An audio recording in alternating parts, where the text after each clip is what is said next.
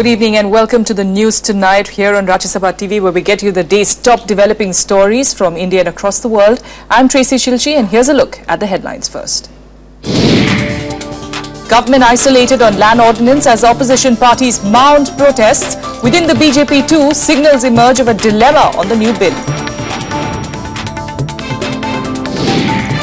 All eyes on Railways Minister Suresh Prabhus as he readies to present his maiden rail budget tomorrow. Expectations of proposals around Make in India initiatives besides safety and security. Early into its first assembly session, the Aam Aadmi Party government in Delhi moves on poll promises, slashes power tariffs, offers free water. Madhya Pradesh Governor Ram Naresh Yadav quits over alleged involvement in the state's professional examination board scam. Yadav was charged with cheating and corruption. And foreign ministers of Ukraine, Russia, France and Germany call for early implementation of the Minsk agreement to save a crumbling Ukraine ceasefire. Separatists step up attacks on border areas.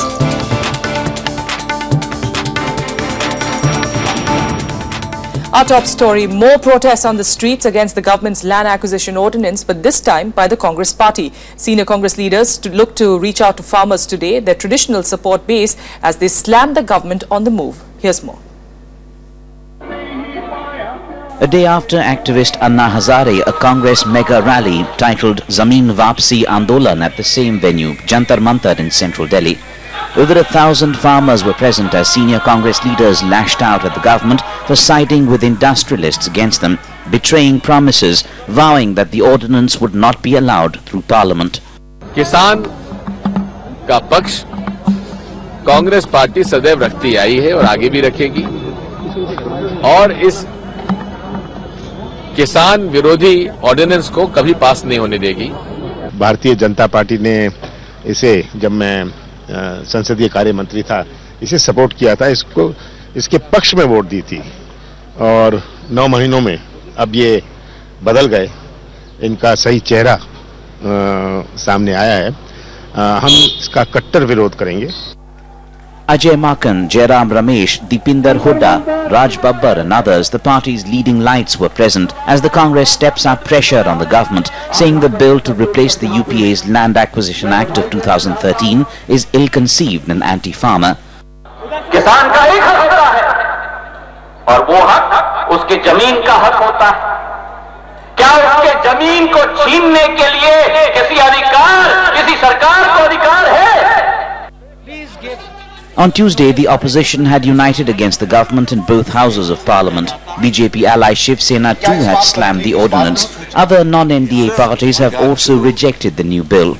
हम सभी पार्टियों का सहयोग लेकर के इस bill को वापस कराना चाहते हैं। मैं भारतीय जनता पार्टी के भी सांसदों से अपील करूंगा कि जन विरोधी बिल है, इसको वापस कराए, नहीं तो जनता में कैसे मुंह दिखाएंगे आप। जब शिवसेना भी इस बिल के खिलाफ है, तब तो इनको सोचना चाहिए, उस पर पुनः विचार करना चाहिए और मैं समझता हूं कि इसको प्रतिष्ठा का सवाल भारतीय जनता पार्टी को नहीं बनाना चाहिए। At a meeting of the BJP Parliamentary Party on Tuesday, Prime Minister Modi had made it clear that there was no going back on the law, but said the government was open to suggestions in the interest of farmers. देश के हित में हम इस कानून लाया, इस कानून के कारण से कोई कठिनाई हो रही, क्या कठिनाई है उसको समझ के अध्ययन करके समाधान निकलने के लिए कोशिश चल रही। Sources say differences have erupted within the party too on the ordinance. The degree to which the government actually bends will be keenly watched. Bureau Report, Rajya Sabha Television. And as pressure mounts on the BJP on how to take forward the land acquisition ordinance, Prime Minister Modi today called on his party MPs to bust myths being spread by the opposition. The party has constituted an 8-member committee to gather views from all sections on the new bill. Modi also met MPs of ally parties on the issue. 3 of the BJP's main allies, the Shiv Sena, Akali Dal and the Swabhimani Shetkari Paksh, have already voiced opposition to the ordinance. Sources say there's a dilemma within the party on its reformist outlook on one hand and a desire not to be seen as anti-poor. Outwardly, though, the BJP has rejected the notion that the bill is anti-poor and anti-farmer. ये ordinance निकालना बहुत जरूरी था और अभी जो जानकारी मुझे मिली है, नेशनल हाईवे जो मेरा डिपार्टमेंट है, और कोल इंडिया का जो कोयला मंत्रालय है लैंड एक्विजिशन के लिए, हम दोनों डिपार्टमेंट ने केवल 2000 करोड़ से ज्यादा रकम किसानों को नए जो दर है उसके रूप में दी है। अगर ये नहीं आता तो किसानों को ये पैसा नहीं मिलता। मेरे पास राज्य सरकार या बाकी केंद्र सरकार के डिपार्टमेंट का भी हिसाब नहीं है, तो ऑर्डिनेंस आने के कारण किसानों का फायदा हुआ है। किसानों की सहमति के बिना उनकी जमीन अधिग्रहण करना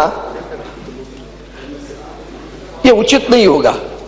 हमारी सरकार कहती है सबका साथ सबका विकास, तो क्या हम नहीं चाहते किसानों का भी हमें साथ चाहिए?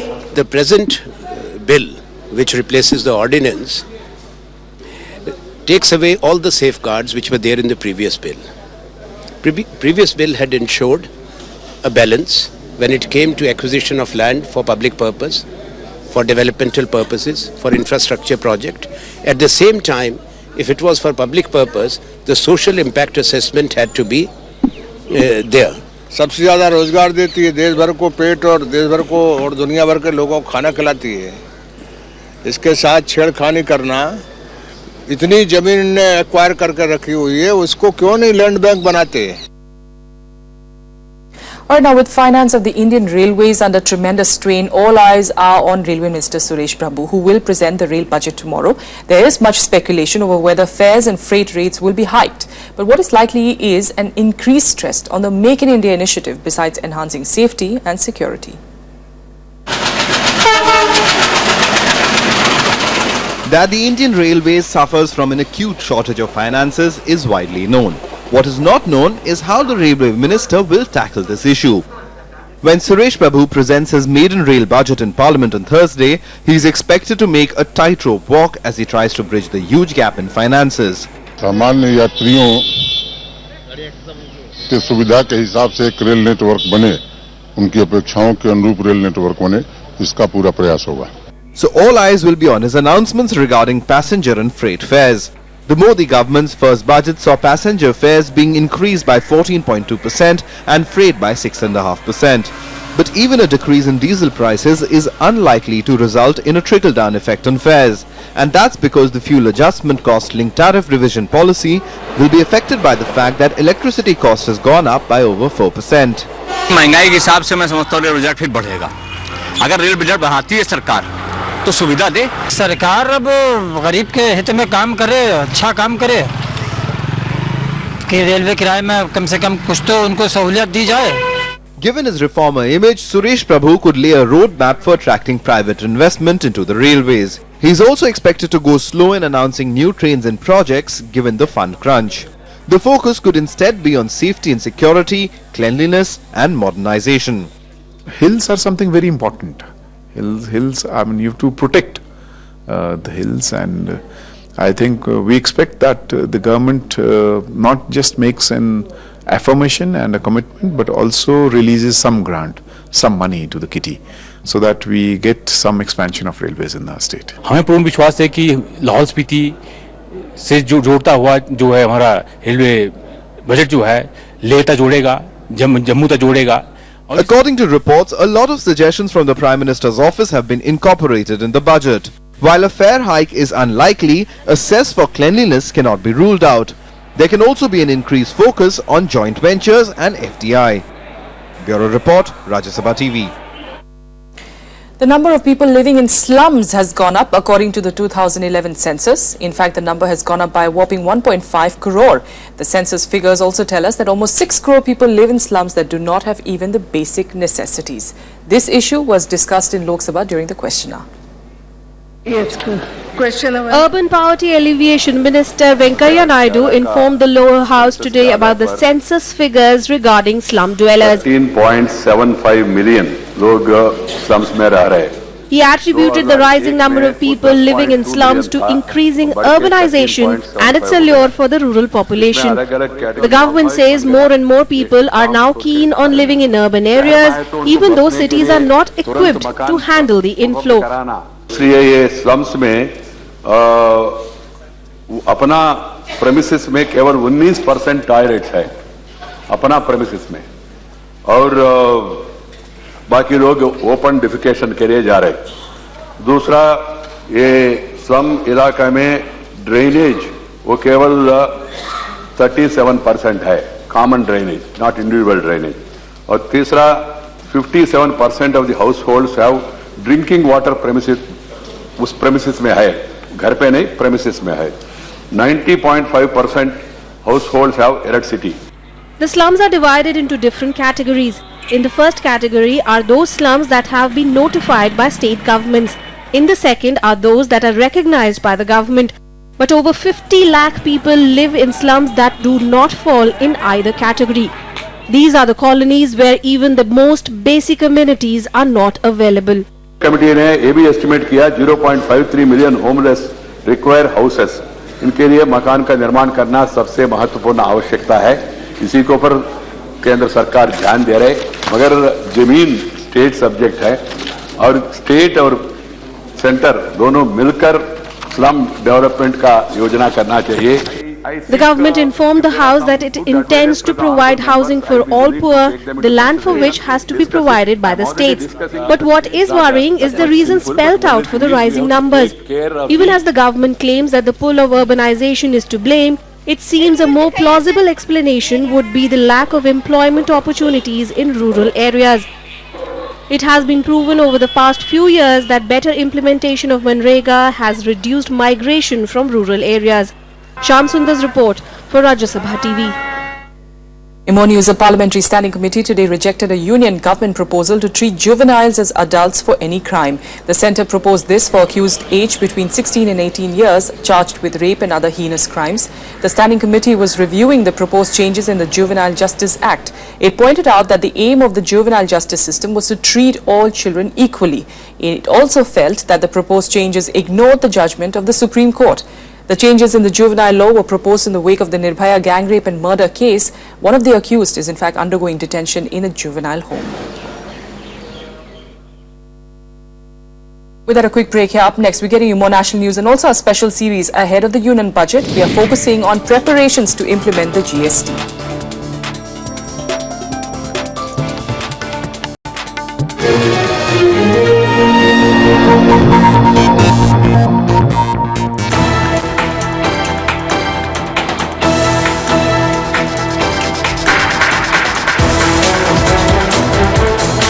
Dissecting the Union Budget 2015-16.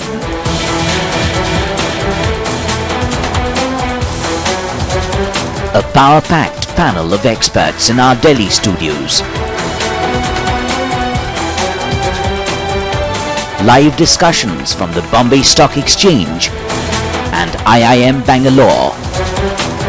The Finance Minister's first post-budget interview. Watch the complete coverage, 8 a.m. to 10 p.m. through February 28th on Rajya Sabha television.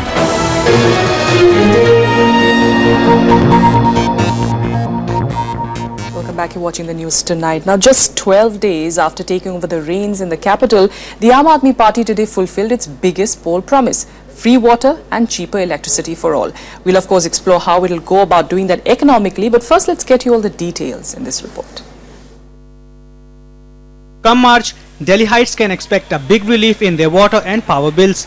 The Kejriwal government today announced free water up to 20,000 litres for every household, which will benefit 18 lakh families, and a 50% cut in power bills to bring relief to 90% of the consumers. आज दिल्ली सरकार ने फिर से 400 unit तक इस्तेमाल करने वाले बिजली के परिवारों को, दिल्ली के परिवारों को आधे दाम पर बिजली देने का फैसला किया है। और जो परिवार 400 यूनिट से कम बिजली खर्च कर रहे हैं, उनको 1 मार्च से इसका फायदा मिलने लगेगा।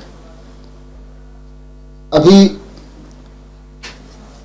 400 यूनिट से जो ऊपर खर्च करेंगे, यानी कि जो 401 यूनिट खर्च करेंगे, उनको पूरा बिल देना पड़ेगा।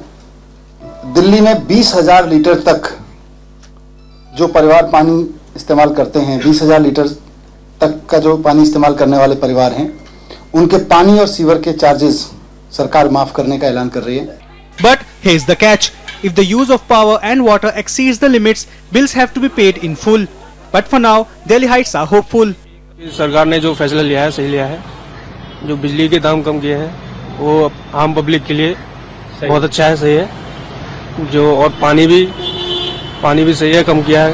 हाँ, पब्लिक के लिए अच्छा किया है, लेकिन उनको काम करने के लिए कुछ समय तो चाहिए ना। ऐसा तो नहीं है जादू की छड़ी तो है नहीं, किसी के बाद भी घुमाई और काम हो गया। पिछले गवर्नमेंट इतनी सारी गवर्नमेंट आई है हिंदुस्तान में, आज तक किसी ने क्या करके दिखाया?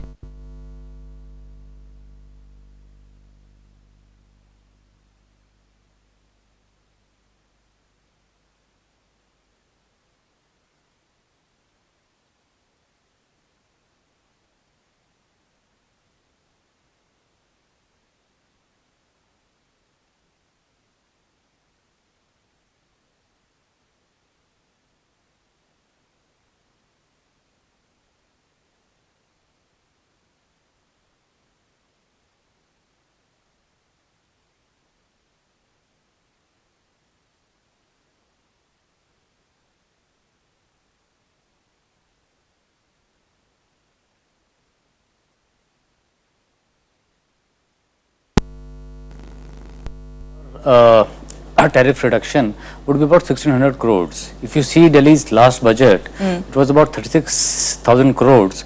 So considering the budget, Delhi's budget, it's just not a huge amount of money. And the second point which they didn't make was that this sort of a proposal also puts an onus on people that they should save electricity and save water consumption. So it has a dual purpose, providing relief to people who have been burdened with a high cost of power and water in Delhi, and gives some sort of incentive to save on electricity, whose cost is going up. But along with this, I would have hoped that in the budget, the Delhi government will come with a proposal to use renewable energy, solar energy, in a bigger way to provide relief to people. Absolutely. In fact, if I'm not mistaken, the Kejriwal government did assure that there are going to be further steps that they were going to be announcing. This is just the two, in fact, the big poll promises that they had made. So by and large, Chetan, what you're saying is that by the looks of it, at least on paper and by the way it's sounding, it seems like a pretty good scheme. It's not only as far as money is concerned, but as far as, like you're saying, consumption is concerned. Overall, it does seem like a pretty good scheme on paper. No, it is a decent scheme because in the past there have been people who have criticized giving subsidies, but this subsidy is directed towards people lower middle class and poor. Giving subsidy to poor, I don't think is anything wrong, because if you see the government of India, they provide incentives to corporate sector which is worth 3.5 lakh crores every year. So considering that it's just nothing much, and providing relief to people when the inflation is rising at 6 to 10% every year, it's a good political move, I think. And it also makes physical sense, because if the government improves on governance, improves on tax revenue, 1600 crores meeting from tax revenue is not much. All right, but leaving aside the economics of it also, how difficult is it going to be for the government? Because, you and I both know that as far as discoms are concerned, they are very small players here, because a lot of it actually is on the other state governments that Delhi's permanent demand actually relies on, and that, of course, they are surrounded by the BJP. How tough is it going to be politically for this government? No, under this energy sharing formula, there is a formula. Delhi gets a certain amount of energy depending on its requirement every year. It's on the discoms that they should not default on the payment to the northern grid on the energy they want. If they pay, they book in advance, they will get enough energy. In the past few years, if you see, Delhi's energy consumption has increased by 60 to 70%, and the discoms have been able to provide the energy, the grid has been able to provide the energy, but you have to make payment. Many state governments have defaulted on payments. Unlike many state governments, Delhi has not defaulted on payments so much. But if the discoms are willing to provide, then it can happen. And second is audit of discoms, which Aam Aadmi Party had ordered in the last government, which they are pursuing again. If they are able to take action on the audit observations, I think the power tariff in Delhi can go down. All right. Because there have been problems with the discoms in how they have managed their accounts. All right. Also, just on the ground, the situation, I know we are talking about the economics, but on the ground as well, there are no pipelines, at least to 1/4 of Delhi's population actually don't have any pipelines. They all rely a lot on, taps from here and there, or they rely on tankers. Meter problems, not all houses actually have meters. Will that create a hiccup in this entire plan? That is a challenge also, because last time a large number of people in slums or in unauthorized colonies, they don't have a regular water connection. So the Delhi government will have to pump up its program to provide connections to everybody. It requires a lot of investment because the distribution network of Delhi Jal Board is very poor. Yes. A large number of colonies, even the regular colonies like in Dwarka, they get water through tankers. So they will have to provide a network, and investment will have to put in. But the government like Delhi, which have a surplus budget, they can do it. But the bigger thing is that the corruption in Delhi Jal Board, if they are able to check corruption in Delhi Jal Board, Yes. if they streamline the functioning of Delhi Jal Board, it can happen. All right. So by and large, it is a good move. We'll have to wait and see, of course, in the months to come how it eventually does affect us. Thanks so much, Chetan Chauhan of the Hindustan Times, joining us in studio and giving us a sense, really a perspective into what we can expect in the days to come. All right, more news. Madhya Pradesh Governor Ram Naresh Yadav has resigned following an FIR against him in a recruitment scam. The Home Ministry conveyed its decision to the governor, saying his position has become untenable in view of the FIR. Yadav was named yesterday by the Special Task Force probing the multi-crore Madhya Pradesh Professional Examination Board, or the Vyapam scam. It alleged that Yadav recommended names of 5 candidates for recruitment as forest guards to top officials of the MPPEB who conducted the examination.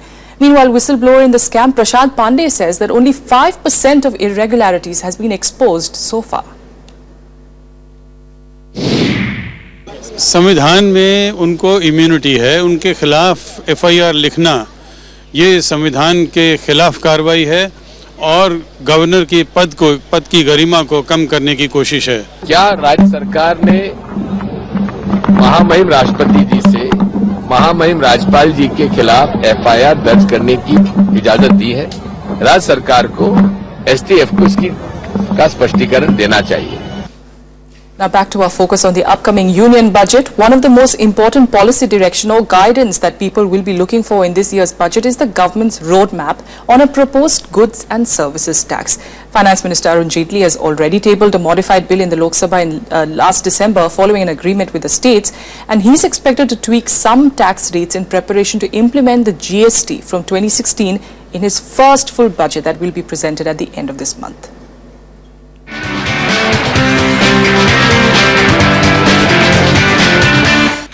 A reform that's been in the works for over 10 years. The Finance Minister wants to implement the goods and service tax regime from April 2016. Industry bodies and tax experts are waiting to see if the union budget will finally present a roadmap. What would be most important in the budget according to me?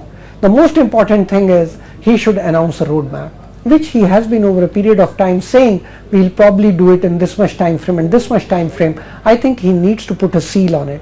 When it comes to taxes on sales and goods, India has a complex duty structure, both at the center and state levels. It starts with a basic excise duty of 12% on production, a service tax at a similar rate. Add to it value-added tax that state governments charge on sales at varying rates of 4 to 20%. In addition, the centre also levies a 1% sales tax on interstate sales of goods. The rates of excise duty and service tax can be tweaked in a manner, and ultimately when the common rate is fixed by the GST, this is in line with that particular thing. Despite the setback in the Delhi Assembly elections, Finance Minister Jaitley is determined to push through economic reforms like the GST. Any announcement in his budget speech could clear the government's stand on the issue. Once implemented, the GST will subsume most of the indirect taxes on domestic production, sale of goods, and also providing services in India. Implementation of GST alone could boost GDP growth by 1% and provide revenues to both the centre and states. Krishnanand Tripathi, Rajya Sabha TV. On to international news now. Foreign ministers from Ukraine, Russia, France and Germany flocked in Paris on Tuesday to salvage the crumbling ceasefire deal in Ukraine. The strategic meeting comes even as separatists stepped up attacks on border areas. Foreign ministers from Ukraine, Russia, France and Germany renewed their calls to save the Minsk ceasefire deal from collapse. Germany voiced concerns that a comprehensive truce remained elusive. But EU foreign policy chief said the deal was the only hope for peace in Ukraine. France threatened more sanctions on Russia if Mariupol is attacked again. We call upon the earliest possible conclusion of the plans for withdrawal of heavy weapons and their full implementation. Vor dem Hintergrund mag es ein ganz gutes Zeichen sein, dass auf der militärischen Ebene jedenfalls eine erste Verständigung über den Abzug schwerer Waffen. In a perplexing comment, Russian Foreign Minister Sergei Lavrov said people in Kyiv want peace deal to fail. His comment comes as Ukraine still remains reluctant to withdraw heavy weapons even after rebels started to do so. Нас немножко беспокоит то, что сейчас, когда отвод тяжелой техники, по крайней мере, ополченцами, уже начался, наблюдатели ОБСЕ не сопровождают. Unfortunately, there was no political agreement on how to condemn what happened in Debaltsevo, all tragic events and all infringements for ceasefire. Just a day before, Russian President Vladimir Putin denied any war against Ukraine. However, Ukraine seems all set for a retaliation. Ukrainian President Petro Poroshenko met officials from United Arab Emirates and signed a military cooperation agreement with the country. British Prime Minister David Cameron also agreed to deploy military personnel to Ukraine next month to help and train the Ukrainian army. Meanwhile, on the ground, Ukraine's military certainly is not counting on the latest ceasefire to hold. Currently, they are training thousands in secret to fight a guerrilla war in the east. Bureau Report, Rajya Sabha TV. A Bangladesh court has ordered the arrest of former Prime Minister Khaleda Zia amid a political standoff in the country. The arrest warrant was issued after Zia's lawyers sought to defer the scheduled hearing, citing she could not appear due to security reasons. The court officials, however, said that Khaleda Zia had already skipped over 50 such hearings every time, giving different excuses for her absence. The court also ordered arrests of two other co-accused as the two skipped the hearing. Khaleda Zia is charged with embezzling $650,000 in two corruption cases during her tenure as Prime Minister in 2001 to 2006. She could be jailed for life if found guilty. Meanwhile, political unrest continued as her Bangladesh Nationalist Party continued to enforce a non-stop nationwide blockade since the 6th of January. And time now for some international news in Global Buzz. The Maldivian government said today it will not accept advice from other countries on governance issues. This was in response to global criticism against the arrest of former President Mohammad Nasheed. The government insisted that Nasheed's arrest was lawful and that he will get a fair trial. The US, India and UN were among those who expressed concern over the arrest. A gunman shot dead 8 people in a Czechoslovakian restaurant before turning the gun on himself. The country's interior minister ruled out terrorism as a motive for the bloody rampage in the town of Uherský Brod. In fact, panicked diners fled through a back door as 24 gunshots rang out. A wave of bomb attacks around Baghdad killed 37 people and wounded dozens more as at least 7 explosions struck in or near the Iraqi capital police. In fact, 24 people were killed in 2 blasts in the Jizr Diyala district southeast of the city. And now let's get you some news from the Cricket World Cup. Ireland beat UAE by 2 wickets in a thrilling Group B encounter at Brisbane today. Batting first, UAE scored 278 for the loss of 9 wickets. Shaiman Anwar hit a century to rescue his team from 131 for 6 and held on to a 107-run partnership for the 7th wicket. Ireland seemed to have lost the plot initially, being reduced to 97 for 4, but Gary Wilson and Kevin O'Brien scored half-centuries to put the chase on track. With the match going down to the wire, Ireland held on to their nerves to win the match with 4 balls remaining. This win puts Ireland in a strong position to qualify for the quarterfinal. Oh, beautiful.